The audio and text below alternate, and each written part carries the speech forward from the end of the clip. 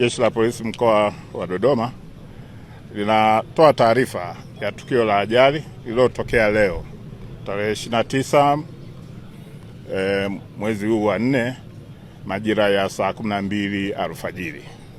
Ajali ambayo imehusisha malori mawili. Lori la kwanza ni ambayo ilikuwa imebeba cement ikitokea Dar es Salaam kuelekea Shinyanga. Lakini lori la pili ni lile ambalo liko nyuma yangu hapa, lenyewe lilikuwa linatokea eneo la Nara kuelekea Nane Nane likiwa na mchanga.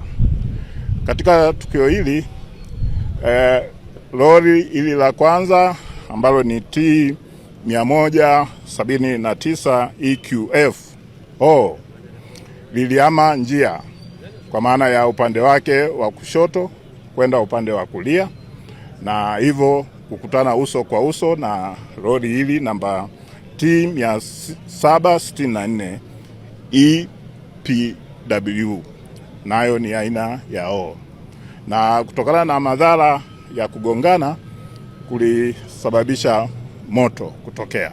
Kwa gari hili ambalo lilikuwa na watu watatu, driver ambaye anafahamika kwa jina la Lucas na wasaidizi wake wawili Elisha na Kevin, wote walibanwa kwenye cabin, na kutokana na athari ile ya moto walipata madhara makubwa na hivyo kupoteza maisha.